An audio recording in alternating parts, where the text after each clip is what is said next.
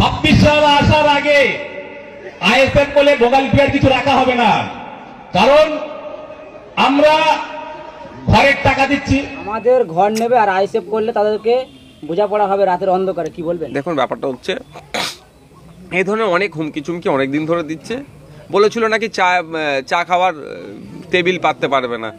তো ভোজরাটে আমার ভাইরা তোমাকে বলছে ভাইজান একটুখানি বেশিক্ষণ বসে থেকে যেতে, আমি কিন্তু তোমাদের ব্যস্ততার জন্য এখানে চলে এলাম।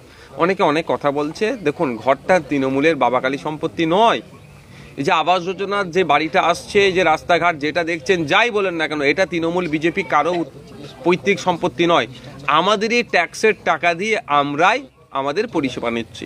যারা একটু বড় লোক তারা ট্যাক্স দিচ্ছে, যারা গরিব মানুষ তারা বেশি পরিষেবা নিচ্ছে হয়তো কিছু ক্ষেত্রে, কিন্তু সবাই আমরা পরিষেবা নিচ্ছি। বড় লোকও পরিষেবা নিচ্ছে, গরিব মানুষও পরিষেবা নিচ্ছে।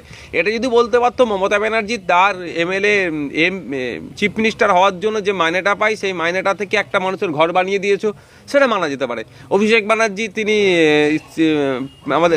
আমাদের রাজ্য থেকে একজন এমপি হয়ে গিয়েছেন, তার যে সাম্মানিক ভাতা মান্থলি যেটা পান সেটা থেকে একজনের বাড়ি বানিয়ে দিয়েছে। তখন সে তৃণমূলের নেতারা বলতে পারে যে আমাদের এমপির তোমার সাম্মানিক ভাতা দিয়ে তোমাকে করলো, বাড়ি বানিয়ে দিল, আর তুমি আমাদের এমপির বিরুদ্ধে কথা বলছো, সেটা একটা বলার জায়গা থাকে। এটা তো আপনার আমার প্রত্যেকের ট্যাক্সের টাকা থেকে তৈরি হচ্ছে, বরঞ্চ এখানে যে কাটমাইটা খেয়ে নিচ্ছে এটা ধরা দরকার মানুষকে।